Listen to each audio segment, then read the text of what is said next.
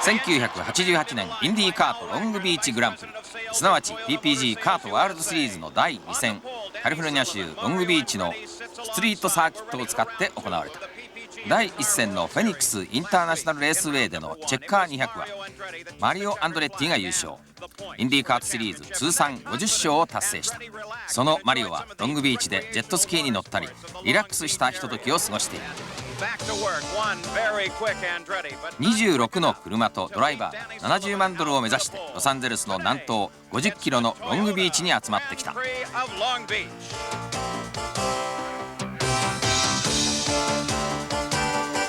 26 cars and drivers ready to fight for their share of over $700,000 in purse. All right, the cars out on the pace lap. As we take a look at this 11-turn circuit. 26台はペースラップに入った。では11のターンを持つ全長 2.6 キロのコースを見てみよう。スタートフィニッシュは右の下で3つのきついターンがあり、ターン1、ピットエリアのストレートを終わったところ、右に90度、そして左に90度。続いてターン9、バックストレートの終わりにある。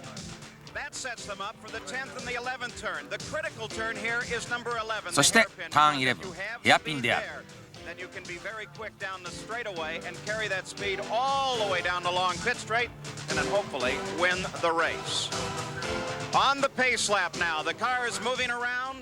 ペースランが続く。ではファーストローから紹介していこう。ポールポジションはダニー・サリバン、ペンスキー・シボレ38歳、ロングビーチ2度目のポールポジションである。同じファーストローにはマリオ・アンドレッティ、ローラ・シボレ3回シリーズチャンピオンに輝いている。セカンドローはリック・ミアーズ、ペンスキー・シボレと、そしてアルアンサー・ジュニア、マーチ・シボレ。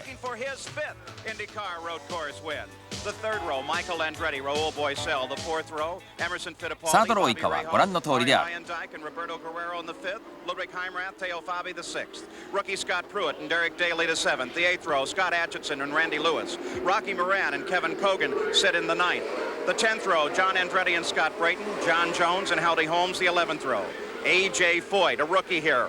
Fulvio Balabio in the 12th row. And by the promoter's option, the 13th row, Dominic Dobson and Dick Ferguson. We take a look at the chassis, the machines. We are set to go racing in Long Beach, California. As they come into the 10th turn, エンジンはコズワースが圧倒的に多く、シャーシーはマーチとローラが並んでいるが、なんつってもペンスキーの2台が注目される。さあターン11のヘアピンを回って間もなくグリーンフラッグが振られる。グ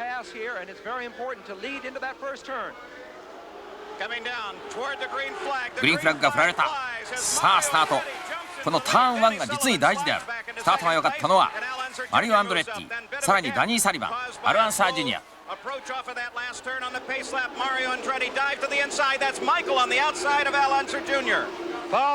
さあその中からマリオ・アンドレッティがトップを奪った。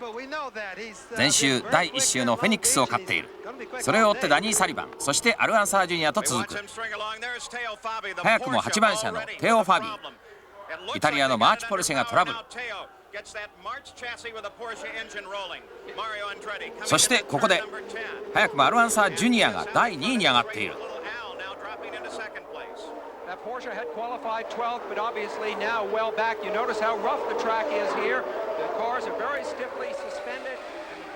駐車場を使った得意なコース、ロングビーチグランプリ。With Al Unser Jr. coming up into second place and now beginning to challenge Mario Andretti for the lead. So look at this as they come into the hairpin. さあこのヘアピンでインサイドをパスしたアルアンサー・ジュニア、マリオ・アンドレッティは第2位に。アルアンサー・ジュニアはだいたいここ数年いつもマリオの次の第2位がレースで多かった。さあこのロングビーチではなんとか優勝を果たしたいところだ。アランサー・ジュニアがトップ、それを追ってマリオ・アンドレッティ。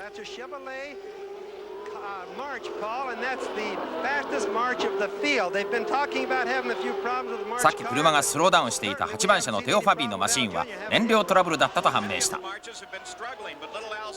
3番車アルアンサー・ジュニア、それを追って6番車のマリオ・アンドレッティ。Let's go down to the pits. A report from Jack Arute on the Porsche. Paul, the problem with the Porsche was keeping the revs up during that pace lap. When the revs went down, they actually had the fuel pump go awry, and they started. テオ・ファビーのポルシェは大体がペースラップの時から状態が良くなかったというレポートが入っている。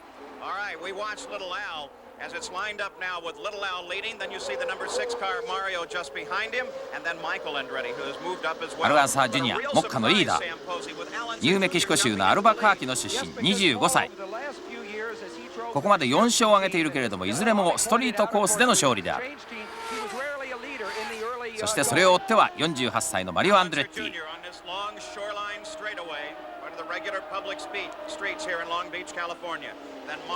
マリオ・アンドレッティの後ろが18番車のマイケル・アンドレッティ。マリオは3回チャンピオンになったローラ・シボレ。そしてマリオのジュニアのマイケルはローラ・コズワースに乗る。キ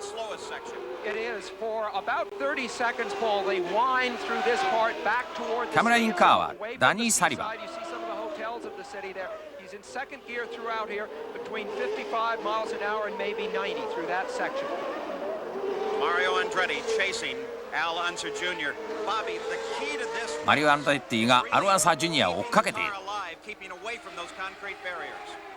アルアンサー・ジュニアは今年リック・ギャラスチームに4年ぶりに戻ってきた。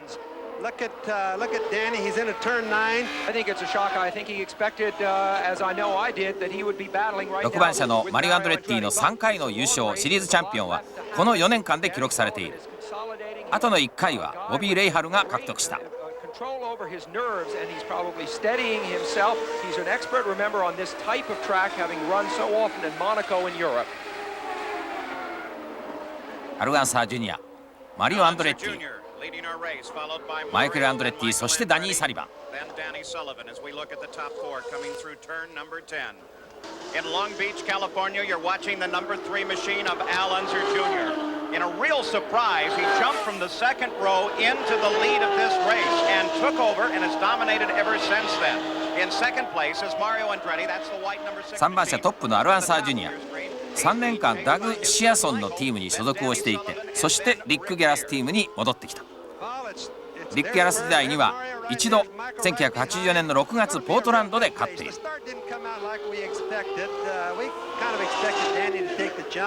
He slid back to 4th place, but it's still a fabulous race. Of course, it's so early on, it's just going to be a good one all day. You know, we really needed only to look to history. Danny Sullivan had the pole in 1986, but Mario got around him, and Danny didn't lead the first lap of that one either. 独特の駐車場のコースを通っていく。アルアンサー・ジュニアは第4位のスタートでファーストラップでトップに、そのままトップを守り続けている。ダ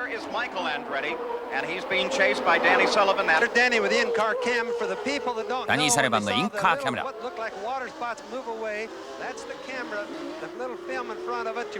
前を行くのがマイケル・アンドレッティ。But you can see, spreads away a little bit on the straightaway. Danny seems to fall back. It really isn't that. At the slow corners, they just bunch up. There's little Al. アルアンサー・ジュニア、そしてマリオ・アンドレッティ。タ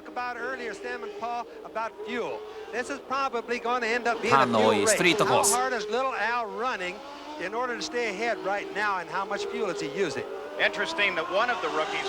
ターンの多いセクションはだいたい時速55マイルから90マイル。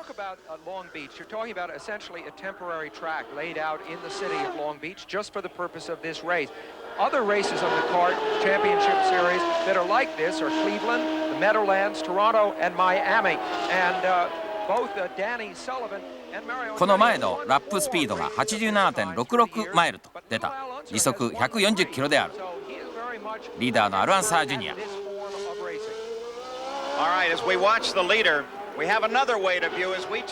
空からコースを見る。ターン3からターン4へ。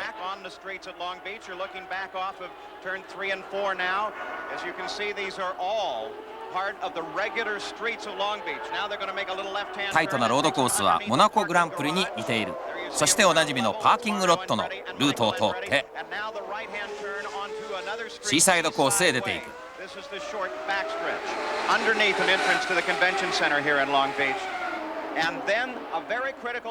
大きなビルはコンベンションセンター。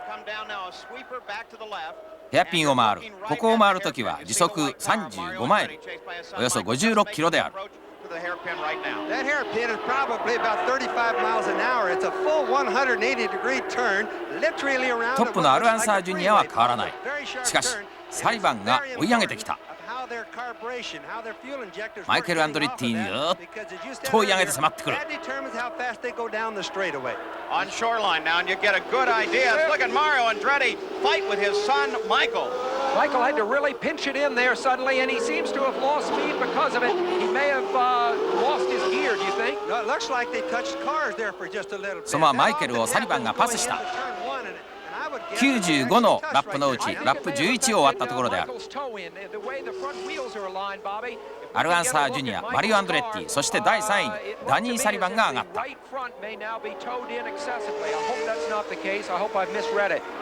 You see Al Unser Jr. there. Look at that tremendous lead. As we watch for Mario, there's second place. Here is the new third place, Danny Sullivan. And let's see 第 if 2位の マリオ・アンドレッティに続いてダニー・サリバン。Little Al has pulled out to about a 6-second lead. Now it's just going to be a question again: is how much buffer is he going to want before he eases up because of the. ダニー・サリバンはケンタッキーのルイビルの出身。ロングビーチで2度目のポールポジションを取って素晴らしいスタートを切ったが、さてピットに入ったマイケル・アンドレッティのマシーンである。38回のスタート、ポールポジションは5回、勝ったのが7回、トップ5に入ったのは18回という素晴らしい成績である。左サイドのステアリングに不安があるという状態で、1986年にここで勝っている。父のマリオと周回の途中でフィールド同士がヒットしてしまった。そのために結局このピットインで3ラップをロスしたマイケル・アンドリッティである。さてトップに戻ろう。アルアンサージュニア、目下のところは17秒のマージン。これが日曜日のレースで、次の火曜には26歳になる。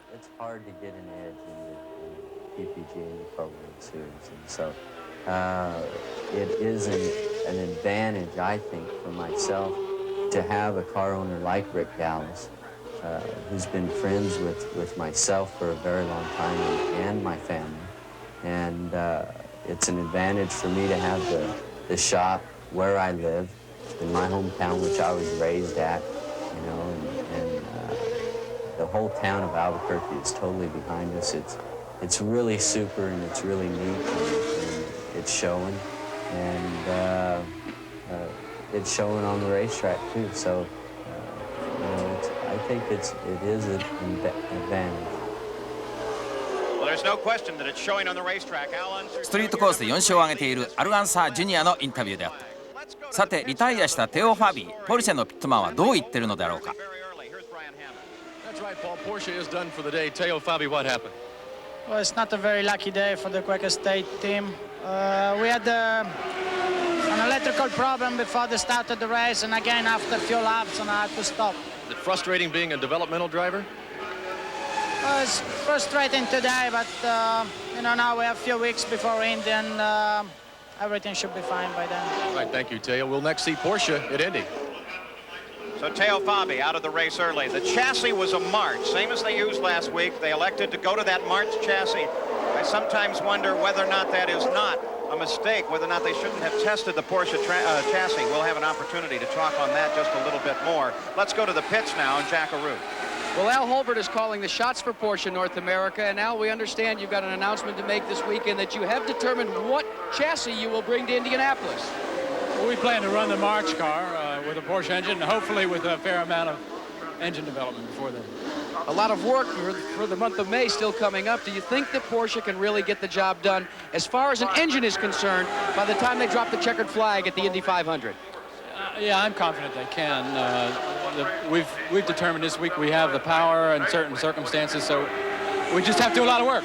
See Danny directly behind Mario there, and the intensity of this battle, which we highlighted at the start, goes beyond just being a battle between two racing drivers. It's really a battle between two people. 第2位争い、前を行くのがマリオ・アンドレッティ6番車、そして後ろを行くのが18番車のダニー・サリバン。テールトゥーノーズの争いになっている。マリオ・アンドレッティが48歳、一方のダニー・サリバンは38歳、10歳の違い。wonderful men, but I know they see things differently, and it sharpens the competition between them on the track. Of course, they're both with the glide. Here's a spin. ラップ19に入るところでヘアピンのカーブ91番車が止まっているスコット・ブレイトン、ローラ・ジャッド。今のところイエローフラッグはこのターン11のところだけにかかっている。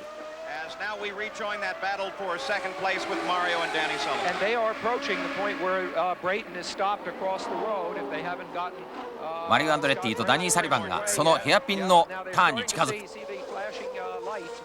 ストレートは時速170マイル200キロを超える速度だ。したがって問題は燃料、すなわちピットストップにかかっている。This race, as we can see, this is a concrete canyon that they rocket down at over 170 miles an hour.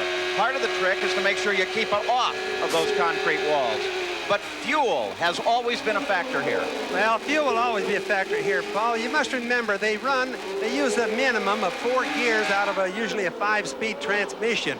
So therefore, if the engine hypothetically turns, say, 11,000 RPM, they do it in first gear, second gear, third gear, so they don't get the mileage on road circuits that they normally would on an oval track. So fuel always becomes a big factor here. Now, when cars start making their first pit stop, we'll start seeing how the personalities of the race are going to come out in reference to the fuel. And now the indications are we're going to see a full course yellow. スコット・ブレイトンのスピンによるイエローフラッグ、コーションはフルコースコーションに変わった。ということでラップ19、アル・アンサー・ジュニアがピットに入る。トップ5の車はこのチャンスにピットインしてくる。アル・アンサー・ジュニアのクルーチーフはオーエン・スナイダー。右の後ろのタイヤのラグナットに問題がある。こう言っている。もうはっきりむき出しになってしまった。さあどうする。結局新しいタイヤを動かぬようにくっつけて、そしてスタートを切ったがピットタイムが長くなってしまった。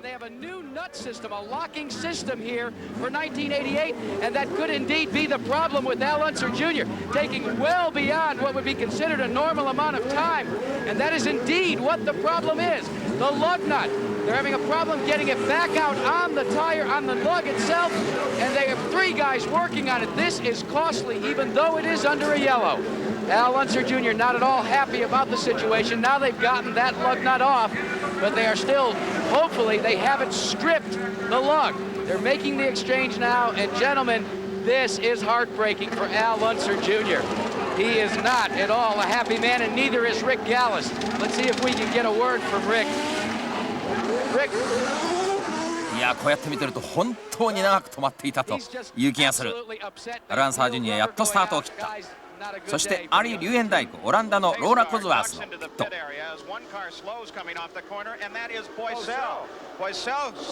おっと、ここで30番ブラジルのポール・ボーゼルのマシーンがスローダウンした。マーチ・コズワース。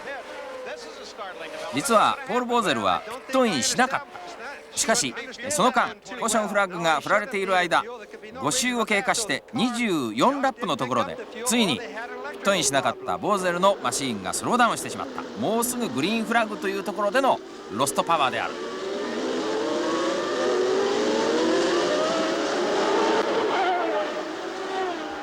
さあグリーンフラッグが振られてレースが再開された。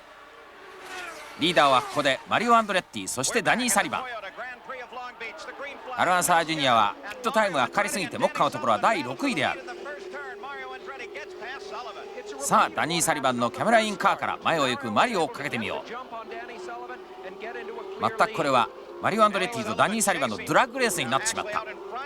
Trying to chase Mario Andretti. First and second place, Rick Mears, Danny's teammate, is sitting back in third. Yes, it is, Paul. And you would have to think that there might be something wrong with Danny's brake. 2人ともファーストグリッド、ポールポジションが今2位を走っているダニー・サリバン、そして2番目でスタートを切ったのがトップを行くマリオ・アンドレッティである。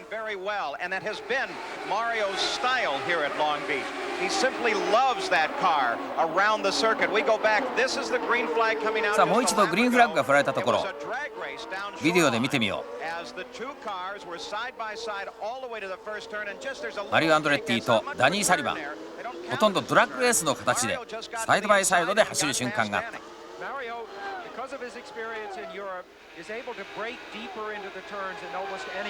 ダニー・サリバンのキャメラインカーから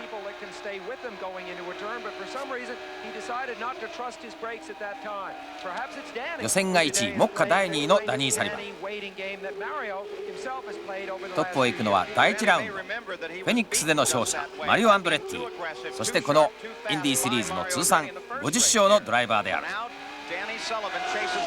We watched him during qualifying from this same wonderful camera inside of Danny's car. He was much rougher then. He's driving a very, very smooth race now compared to the way he practiced and qualified with his car. 予選の時からダニー・サリバンのマシーンにはカメラを備え付けて、彼の実にスムーズなドライビングぶりがカメラに記録されている。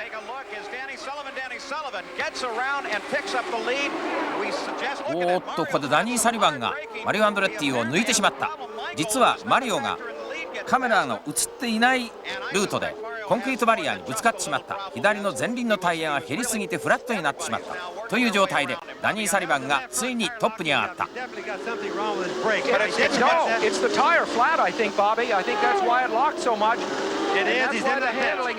仕方なくマリオ・アンドレッティはもちろんピットインする。84年、85年、87年のチャンピオン。ロングビーチは4走目のマリオ・アンドレッティ。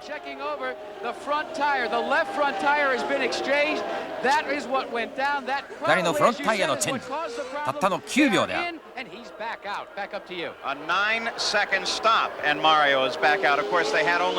ートからまずアルアンサー・ジュニアが飛び出したが、このところ17戦勝っていないということで、ピットタイムの時に時間がかかりすぎて第6位、目下第5位に上がっている。そしてその後トップに立ったマリオ・アンドレッティ、これまたコンクリートバリアにぶつかってしまって一旦ピットに入る。その間に18番、このキャメラインカーのダニー・サリバンがトップに上がった。しかしここ27戦勝っていない。You'll remember that Raul Boisel was leading this race under yellow, but when the green flag flew, he stalled in turn 11. I asked Dennis Swan what happened. He says, I don't know, he just stalled it. So he is now running in 7th place. Dennis Swan, the team manager for the Shearson team. That's the team that Raul Boisel drives for this year. It was the one that Allenser Jr. drove for last year. An ironic touch there, really. And there's Ludwig Heimrath. 71番車ルドイク・ハイムラス・ジュニア、カナダローラ・コズワース。昨年の87年はこのコースで第15位だったが、彼がクラッシュで止まっている。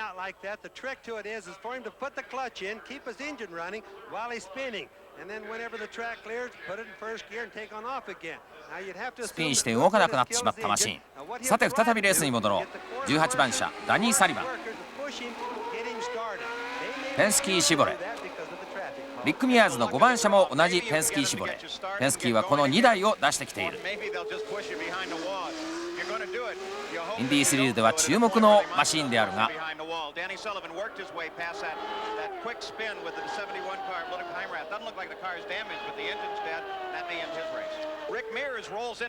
そのリック・ミアーズ、電気系統、そして燃料系のトラブルでピットインしてきた。Yes, I am Paul Page, and Rick Mears has killed the engine on his car. Now, what they've got is a spark box. They also have the black box for ignition and for fuel management, and they are going to go to work and try and trace down this electrical fuel problem. スーパーインポーズは12秒少々で消えたが、まだかかっている。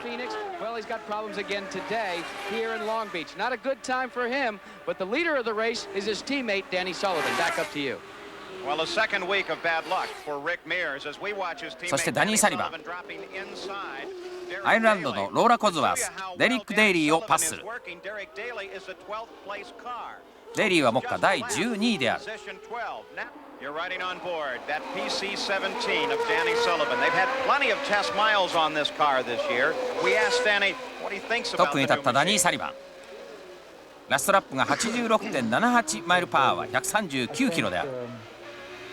If nothing else, it's not necessarily that we're, 1 second faster than anybody right now and we're miles away, but it's just we're on par, maybe a little bit better than some of the other people at the moment with our balance and our setup. And I think hopefully what will take over is the Penske preparation and attention to detail to get us all back into that swing of being a competitive team again. And I think really we lost that. Over the last two seasons. I don't mean that people weren't competitive, we didn't have, it's not the same people and so forth, but you just lose it when you're always battling a little bit just to get in the race in a good position. It's not quite the same mindset, if you like, as when you're up front. You're always trying to find a way to go that little bit faster, to get that little bit more of a pole position, or that little bit of an advantage to win a race. A little different when you just like, well, I hope I get in here and I'd like to qualify in the top 10, and you know, you're more praying for it than actually doing something to make yourself different. Danny Sullivan has a full 7-second lead over the second place cars. At this moment, you ride with one. ダニー・サリバンが7秒のリード。そして第2位争いが激しい。20番はエマーソン・フィッツパルディ、ブラディル、ローラ・コズワース、そして3番序盤トップを走ったアルアンサー・ジュニア、マーチ・シボレー。ローラ対マーチ、エンジンはコズワース対シボレーの争いになった。エマーソン・フィッツパルディはスタートは第7位であった。Well, I was wrong right there, because Little Al has obviously just been handling better than anybody and running better than anybody. Emmo is just exceptionally tough on street courses. He's just one of the best drivers. He came out of Formula One. He's just very good here, and I really foresaw Little Al having a lot of trouble. So maybe he's handling better than we even thought he did. But watching the number 1 car, that is. そして1番車、目下第4位はボビー・レイハル、ディフェンディングチャンピオンである。Right now, about 7 seconds in front of him is the third place car of Emerson. We're back on board with Danny Sullivan as he heads into リーダーのダニー・サリバンがターン1を回る。1986年の7月、クリーブランドのロードコース、空港を使ったサーキットで勝って以来26連敗というところ。勝っていない。ロジャー・ペンスキー期待の2人のうちの1人、リック・ミアーズとそしてダニー・サリバン。ミアーズの方はトラブルで完全に遅れている。Well, as we watch the leader, Danny Sullivan, they have shown the black flag to Roberto Guerrero, car number 2. The course marshals report that he is leaking some fluid. They want that car in. There is Roberto Guerrero. They black flagged him. He is in the 2番車ロベルト・ゲレーロ、コロンビアのローラ・コズワースがピットイン。Started 18th, now running 5th, Kevin Cogan. 11番車はケビン・コーガン。1987年型のマーチ・コズワース。そして98番車、煙を出しているのはロングビーチが初出場、ジョン・アンドレッティ、ローラ・コズワース。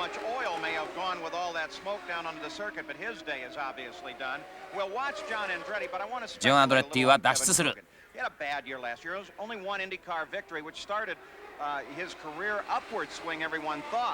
And then it went nowhere with the Patrick team. Throughout the winter, he had nothing. He thought he had 2 or 3 rides. This is really a last-minute ride.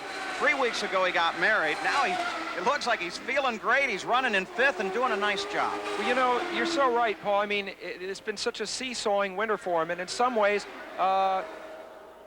さて、交渉フラッグを生かしたアルアンサー・ジュニアがトップのダニー・サリバンにくっついてきた。逃げるサリバン、それを追うアルアンサー・ジュニア。ターン3にかかってインサイドに入ったアルアンサー・ジュニア、ラップ42で再びトップに立った。アルアンサー・ジュニアはすでにラップ33でフィッツパルディを抜いて完全に突き放していた。そうしてラップ40に再びトップに立った。第2位に下がったダニー・サリバン。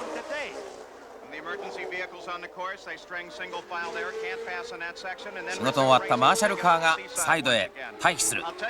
しかし相変わらずご覧のようにジョン・アンドレッティのマシンは煙を出したままである。アルアンサー・ジュニアがトップ、そしてダニー・サリバンが第2位。You know, for some of the guys driving marches, and this, I think I said this was Cosworth power earlier, that's Chevrolet power there. Let's look on board with Danny Sullivan. さあもう一度ダニー・サリバンがパスされたところをカメラインカーのスロービデオで確認してみよう。右サイドから抜けていくアルアンサー・ジュニア。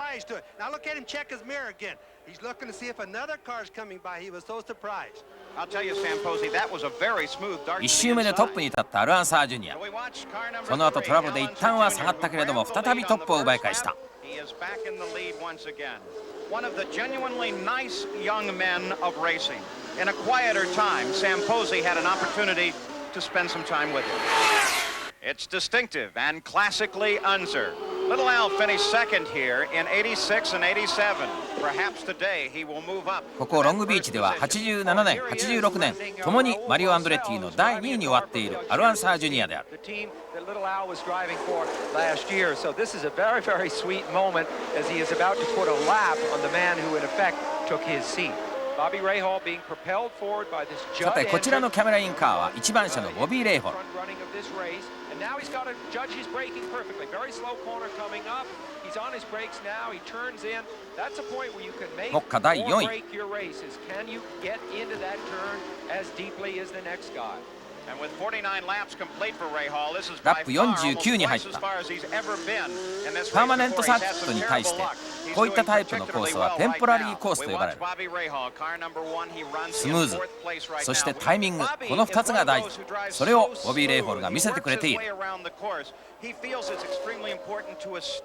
ボビー・レイホルはこのコースについて何を感じているんだろうか。Obviously, if the car's working well, it's relatively easy to get into a rhythm.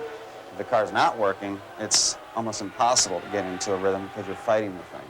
And I think to have a rhythm, there can be no competition with the car. I mean, it has to be one and the same. And, you know, where everything just sort of flows, everything's happening. And if, as I say, if the car's handling well, that can be achieved. Particularly in a place like this, I think to a degree, the more aggressive you are, the slower you go. Whereas a rhythm, you know, a smoothness, it's deceptively quick. And I think if you look at anybody who's won here before, what have you, that generally that's the people who are working hardest are usually at the end of the field, not at the front. Bobby Rahal, he runs in fourth position, and he is one of ボビー・レイホルは17勝のうちの11勝を今走っているこうしたロードコースで挙げている。同じキャメラインカーでもダニー・サリバンとそしてボビー・レイホル、この2人の違いを画面で感じ取っていただけるだろうか。目下第4位のボビー・レイホル。Bobby Rahal runs in fourth place. The leader of the race, nothing's changed up at the front. Al Unser Jr. leads. アルアンサージュニアのトップは変わらない。それを追ってダニー・サリバン。そして20番車はエマーソン・フィッツパルディ。フィッツパルディは4回ロングビーチに走って一番良かったのが1985年の第2位であった。The question, though, Bobby, lap 55 is complete. Can he make it to the finish? Well, I don't think he can, Paul. That's my problem. I'm having a hard time figuring that out. We'll just have to see what their game strategy is. Remember, the first stop came out of the yellow, so they don't really know what their fuel mileage is. So it's agony, isn't it, Bobby, if you're in the cockpit and you're not sure either whether you can make it the whole way as we see Danny Sullivan come in. ダニー・サリバンがピットに入ってきた。 But on the other hand, let's go to the pits and Brian Hammonds. これはスケジューリングされたピットストップである。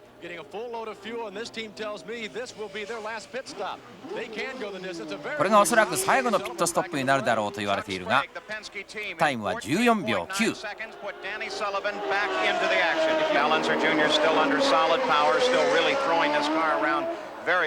95周のうちの59周に差し掛かっている。トップを行くアルアンサージュニア。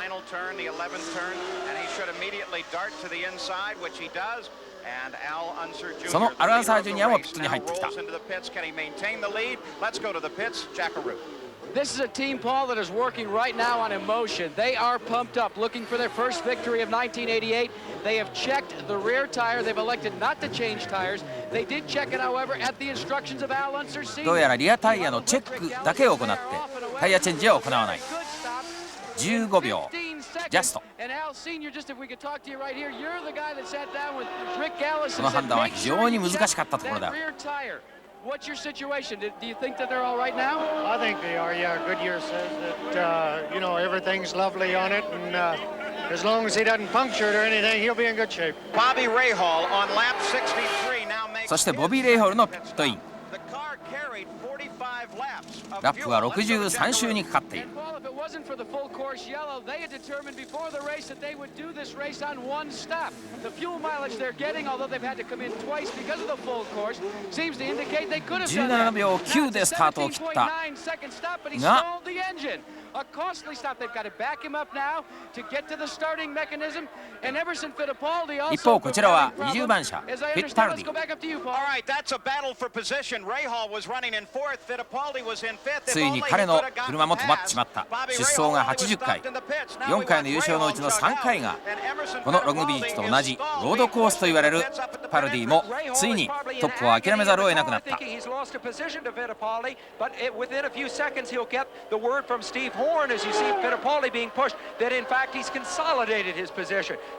But while he did sit there, two other cars of note got past, Raul Boesel and Kevin Kogan, pushing Rahal back to sixth. We're on board with Danny Sullivan.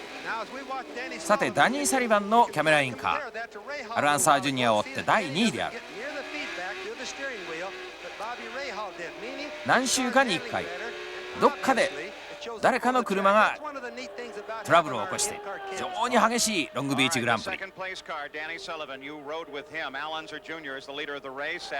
今度はライエンダイクのマシンだ。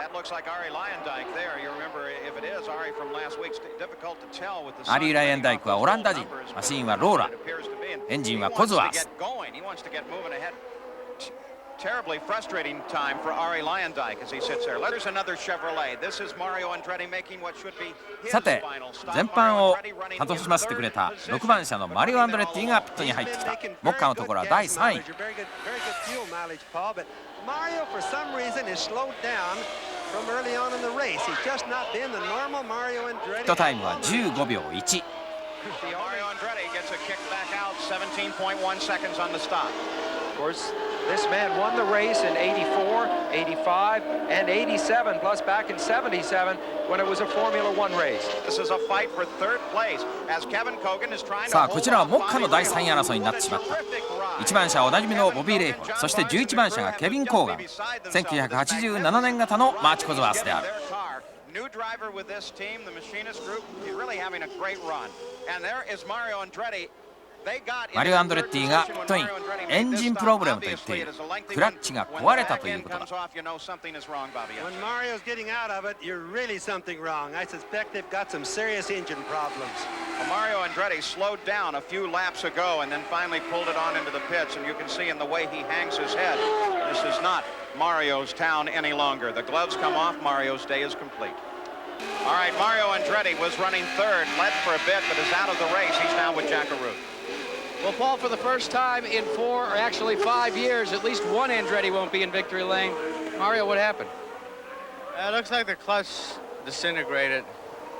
Tough on clutches and on gearboxes at a road course like this, but you've always been a master at holding them together. Was there any indication, or was it just bang all of a sudden? Well, we tried a new style clutch in there, which ran for 400 miles. Before, and we put the same thing on new, but it didn't work out. Diamonds at Phoenix, and today for Mario Andretti, Stones in Long Beach. Not a good day. Back up to you. Disappointed man, Mario. ロードレースで稼いだのが142万ドルというから1億8000万。ロードレースではポールポジション26回を取って勝ったのが20回ということは、パーマネントサーキットでは残りの30回を勝って合わせて50勝である。Which is 4 laps to go, and was able to pass Kevin Kogan to take that win. So this is an old rivalry, and Kevin Kogan has not run. さあこちらは1番車のボビー・レイフォン、ケビン・コーガンを抜いてマリオ・アンドレッティがいなくなった第3位目指している。Kevin Kogan, these two guys used to race against each other in Canada years ago. They really think of themselves, I think, in many ways as having equal ability, just very different fate, at least to this point. We look down from the Goodyear blimp. It's the Columbia today, piloted by Captain John Creighton from Hermosa Beach, California. As we watch the lead. さあターン11のヘアピンを回ってスタートフィニッシュラインに入ってくる。さあダニー・サリバンがピットアウト。今のピットストップは6秒ということだ。さあしかし出ていったばかりのダニー・サリバンをケビン・コーガンが抜いてしまう。そして第2位に上がった。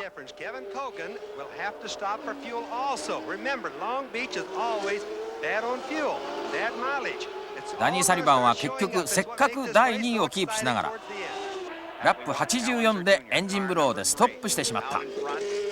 leading now 84 laps. Danny Sullivan has come to a stop on the course. Might have been a quick spin. It could have been, Paul, to explain it, that steam coming out. That doesn't mean that he's blown an engine or something like that. What happens with the way their cooling system is designed... There goes Kogan past. He's picked up one lap on Sullivan.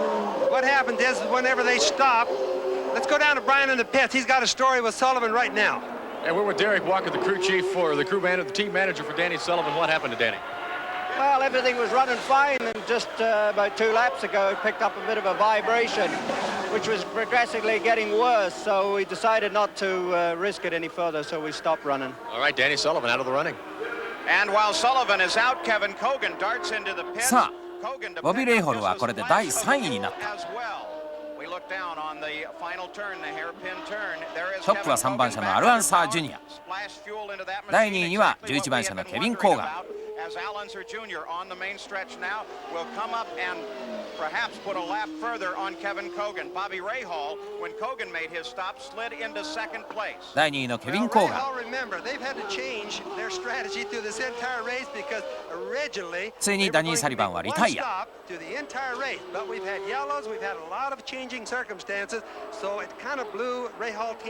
そしてボビー・レイホルが第3位である。さあ、95ラップのうちの残り8ラップに差し掛かってきた。ラップ59でピットインの後、ラップ87で再びピットイン、アルアンサー・ジュニア。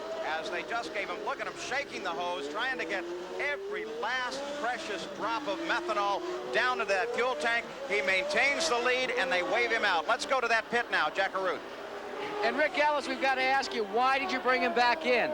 Well, we just, we had a lap and a half lead, and why not? I mean, we had 2 gallons in the tank, and we just didn't want to take any chances, so we brought him in. There's been a lot of speculation, gentlemen, as to whether they have slowed Al Unser Jr. down or not. Have you slowed him down? He kind of drives his own race. I told him to take it easy. He says he is taking it easy. This guy is wound up tighter than a drum. Let's go back up to you. Okay, here's the point. If you slow down too much... 1周半のマージンがあるから1周につき何メートルと縮められていっても残りもうすでに7ラップから8ラップというところで十分に余裕がある。そんな感じのアルアンサー・ジュニアだ。アルアンサー・ジュニアはニューメキシコ州のシャーマというところにアルフレッド・ジュニアという可愛い坊や、そしてシェリー夫人と一緒に住んでいる。1988年の最初の勝利、そして通算5勝目を目指してお得意のロードコースを走り抜ける。さあ、残り6周になった。ト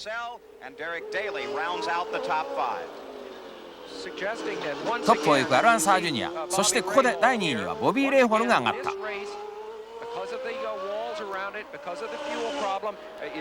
ボビー・レイホルは8番目のスタートで目下2位である。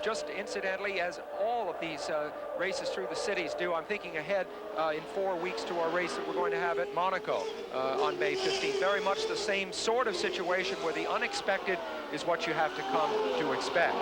Question 2, how much fuel is in this car? Again, we called it the Brabham engine for a while, the Honda engine. Honda is certainly its base. It's now called the Judd engine. That's what's in this car. Bobby Rahal working his way very carefully around, gone further than he's ever gone at Long Beach before. And the report is that Jim Prescott, the crew chief, Steve Horn, and the ボビー・レイホルがロングビーチの非常に難しいコースを注意深く走っている。代わって第3位が11番車のケビン・コーガン。コーガンはしかしスタートは18位からの第3位であるから大健闘である。Right above where his hand is right now, there's a small warning light there. We're not seeing it yet. When we do see it, it'll probably flash at first. That might suggest that he's a couple of laps, maybe 3 laps to go when we first see that light come on. Right at about 2 miles for Al Unser Jr. さあ、残り1周に差し掛かろうとしている。アルアンサー・ジュニアのシェリー夫人の表情も変わってきた。アルアンサー・ジュニア、マーチ・シボレー3番車。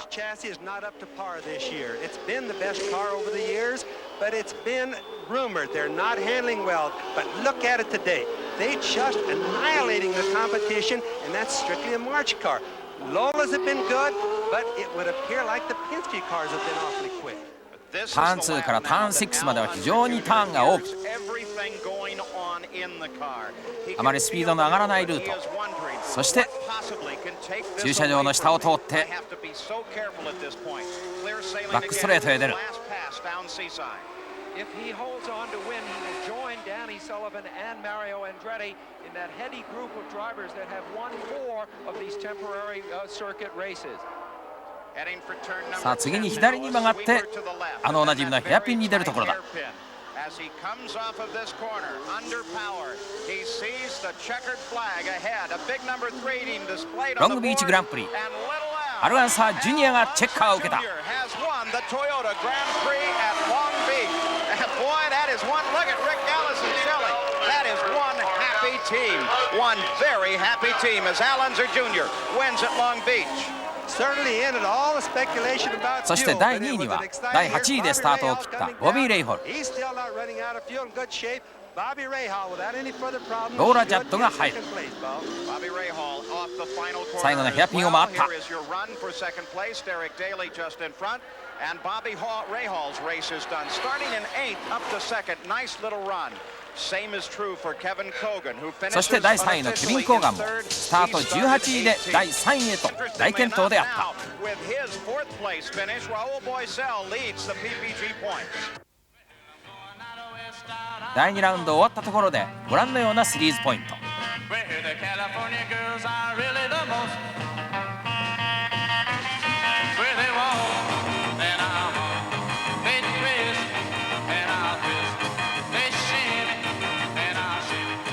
そして第3ラウンドは有名なインディ500になる。From celebrity golf tournaments to black tie banquets and balls, the Long Beach Grand Prix mixes racing with a lifestyle of marinas and parties. There's a motorsports expo where exotic cars and children's fantasies are spotlighted. Add trackside suites and gourmet catering, along with attractions like the Queen Mary and the Spruce Goose, and you truly have a California celebration. Well,